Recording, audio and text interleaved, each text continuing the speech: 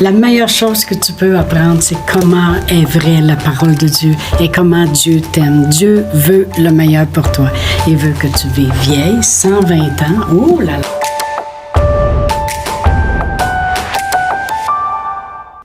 Bonjour, bienvenue à Inspiration.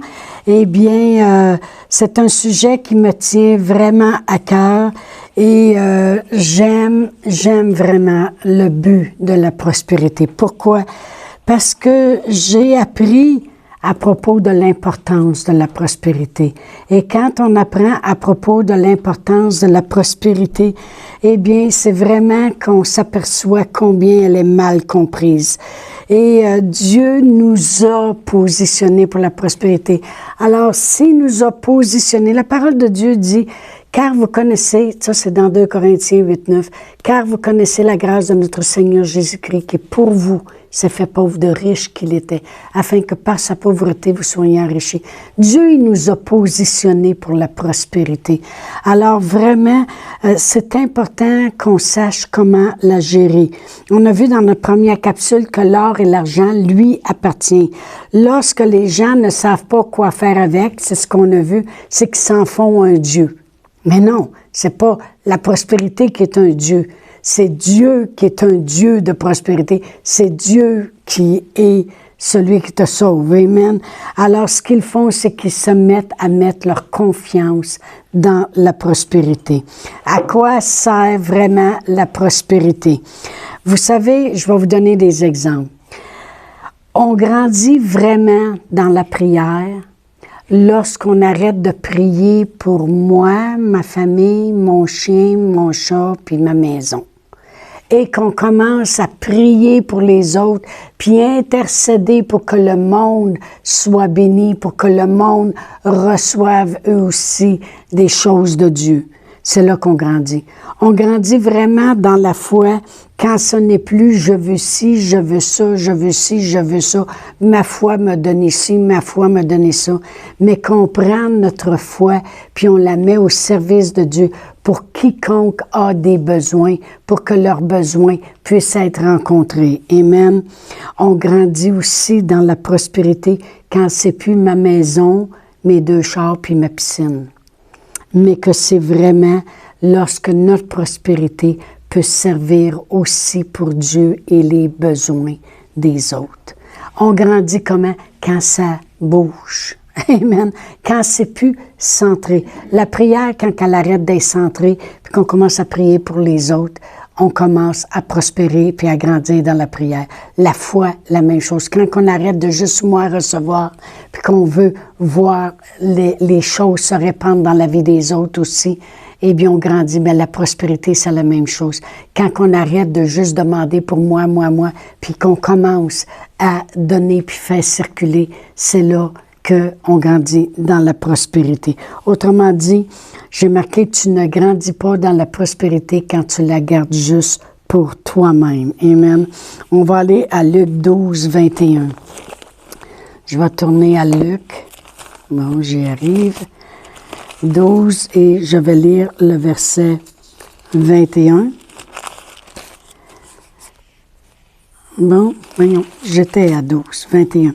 Ça dit, « Il en est ainsi de celui qui amasse des trésors pour lui-même et qui n'est pas riche pour Dieu. » Voyez-vous, si tu amasses juste des trésors pour toi-même, là, tu restes dans la pauvreté.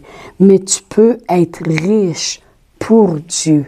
Et moi, c'est le but dans ma vie, d'être riche pour Dieu. Et ça vaut la peine, laissez-moi vous le dire, parce que oui, on est riche pour Dieu, mais n'oubliez pas que ça passe au travers de nous et on en jouit aussi de ces choses-là.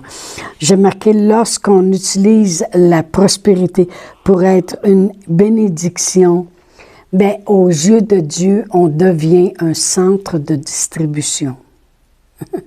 Lorsque la prospérité peut passer au travers de nous, puis ça devient une bénédiction, bien, on devient un centre de distribution. Parce que Dieu, il sait qu'il peut passer au travers de nous, puis ça va circuler, puis ça va s'en aller là où ce qu'il va nous dire de le donner. Amen. Car c'est comme si on démontre qu'on sait quoi faire avec.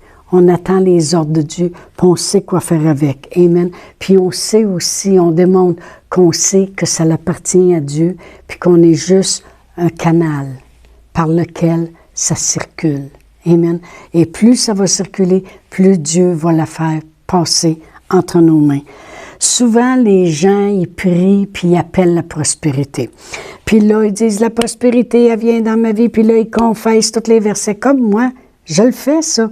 Là, on a vu, lorsqu'on a parlé de la foi, une foi ferme, dans les autres capsules, dans les autres semaines, on a vu que faut appeler les choses. Dieu, il appelle les choses qui ne sont pas comme si elles étaient. Mais les gens, ils pensent que c'est juste ça, là.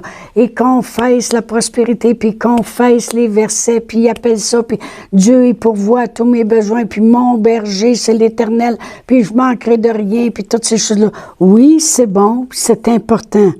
Mais laissez-moi vous dire un grand secret. J'ai marqué, c'est plus important de te préparer pour la prospérité que de la réclamer.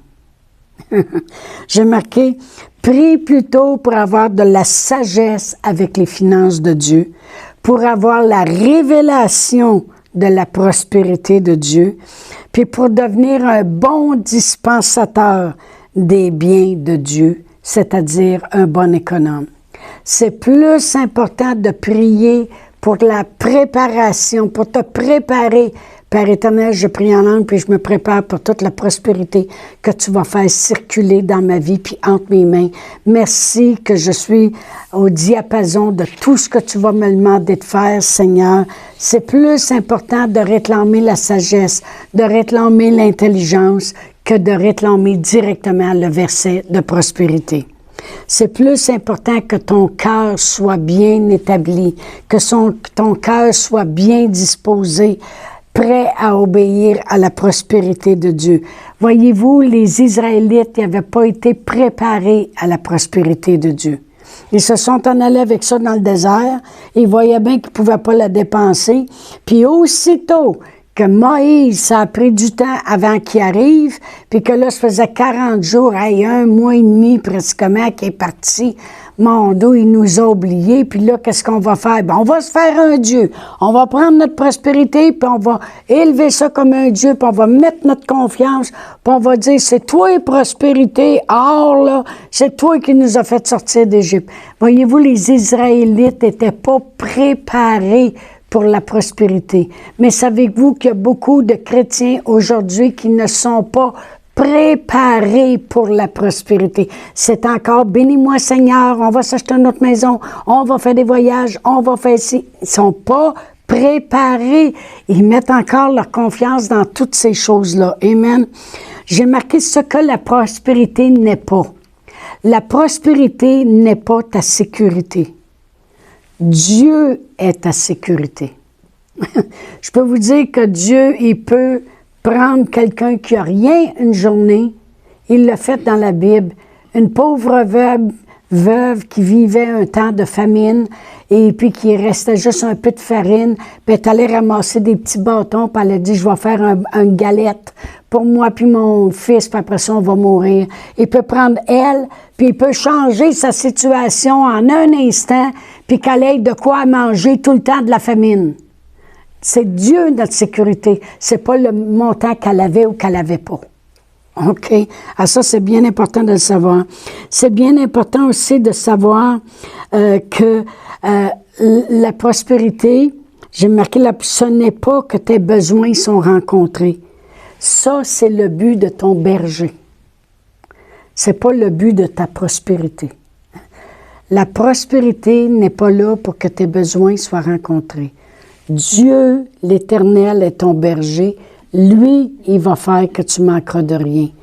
Recherche le royaume de Dieu en premier, puis toutes tes choses vont être prises soin. Celui qui prend soin de tes besoins, c'est Dieu, c'est pas l'argent. Amen. J'ai marqué, la prospérité de Dieu, c'est tout ce qu'il peut mettre entre tes mains avec guidance afin d'agir au travers de nous pour qu'on puisse aussi en jouir. Amen. La prospérité de Dieu non plus, ce n'est pas que ça se promène de l'entrepôt du méchant pour venir s'entreposer dans la main du juste. Je vais donner un exemple. Le méchant, lui, il a la grosse maison de 3 millions, puis la plus belle situation, puis il y a une clôture tout le tour, puis il y a même une espèce de hangar à côté, puis il y a toutes ces autos de collection qui valent plus que 50 000 chaque auto, puis lui, il accumule, puis il fait un entrepôt de sa prospérité. Puis Dieu ne prendra pas de l'argent entreposé pour la mettre dans les mains du juste pour qu'elle devienne un autre entrepôt, puis que là, lui, le juste, ça fait une grosse maison, lui-ci, son char, son Winnebago, son chien, son chat, ses rières, puis tout le kit, puis qu'il entrepose là. C'est pas d'un entrepôt à un autre entrepôt. La prospérité de Dieu, elle a un but. OK? Gloire à Dieu.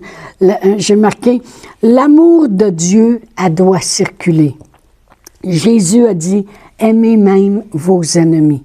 Fait qu'il voulait que l'amour, elle circule. La paix de Dieu, il veut qu'elle soit circulée. Lorsque dans Luc 10, il a envoyé les 70, il a dit, que votre paix, dans quelques villages ou maisons que vous entriez, que votre paix vienne sur eux. Il veut que la paix qui est sur nous, elle circule. La parole de Dieu, il veut qu'elle soit circulée. Dans Marc 16, il dit, allez par toute la terre, prêchez la bonne nouvelle. Il veut que la parole, elle circule. La puissance de Dieu, il veut la faire circuler aussi. Dans Actes 3, 6, lorsque Pierre et Jean montaient au temple à l'heure de la prière, il y avait un homme impotent là, puis il demandait le monde. Pierre et Jean, ils ont dit, regarde-nous. Ils ont dit, de l'or, de l'argent, on n'a pas sur nous, mais ce qu'on a, on va le faire circuler. On a la foi au nom de Jésus, bien, au nom de Jésus, lève-toi et marche. On a la puissance avec nous. Voyez-vous, la puissance, il veut qu'on la fasse circuler. Mais savez-vous que la provision de Dieu, la prospérité, il veut qu'on la fasse circuler aussi. Tout ce que Dieu nous donne. Moi, quand je fais circuler l'amour, il reste que l'amour de Dieu reste sur moi pareil aussi.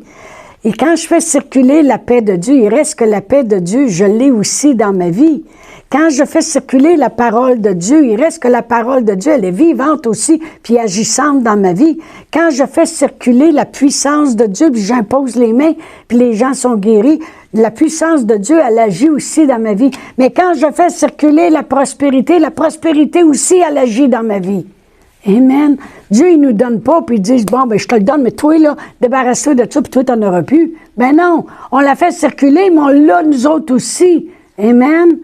Alors, Dieu, il a un but pour la prospérité. Puis je peux vous dire une chose, on a lu dans la capsule 1, que dans AG, que dans les derniers jours, la grande prospérité de Dieu va être là parce que l'or et l'argent lui appartient.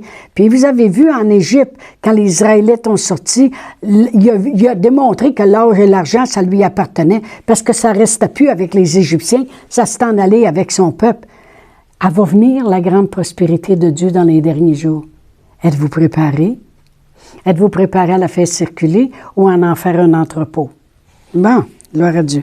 La mentalité du pauvre, c'est donne-moi pour que j'en aille assez, pour que je manque de rien, pour que mes besoins soient rencontrés. La mentalité du riche, de la prospérité, c'est donne-moi tout ce que tu veux faire passer au travers de moi afin que je puisse le placer où tu voudras. Il y a un homme qui était venu prêcher au Nouveau-Brunswick dans les 4 années qu'on était là. Cet homme-là, il avait dit, moi, là, entre mes mains, il circule 1 million par année. Il dit, j'ai une grosse maison, j'ai 2 autos à porte, un pour moi, un pour ma femme. Je n'ai pas changé de maison pour en faire une plus grosse. On n'a pas acheté des autos plus extraordinaires que celles qu'on a. Mais il dit, ça circule. J'ai le plaisir de voir Dieu me bénir, j'ai le plaisir d'aller bénir.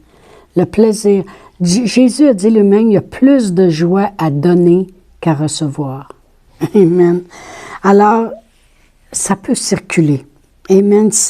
On peut la faire passer. Fait que la vraie mentalité de la prospérité d'une personne prospère, c'est quand elle dit « Donne-moi ce que tu veux faire passer au travers de moi afin que je puisse le placer où tu voudras. » Amen.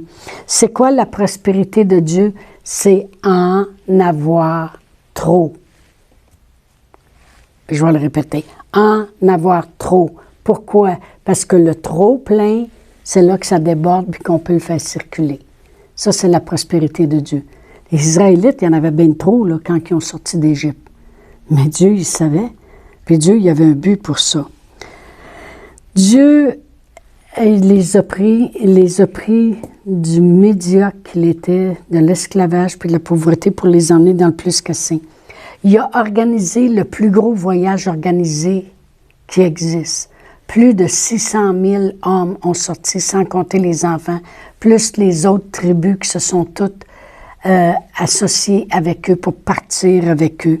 Dieu a été capable d'en prendre soin pendant 40 ans dans le désert. Ils n'ont jamais manqué de rien.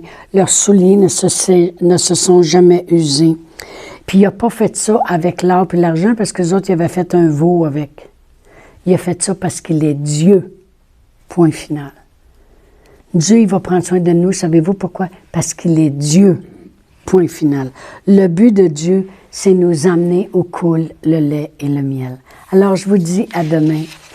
Et puis, on continue.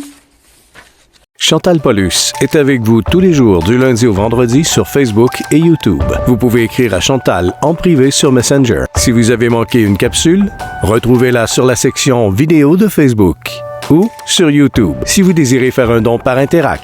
Voici l'adresse courriel capsule.inspiration au pluriel @gmail.com. Le mot de passe est inspiration au pluriel. Vous pouvez aussi faire un don par www.eslr.org/dons. Veuillez indiquer en mémo Capsule Inspiration.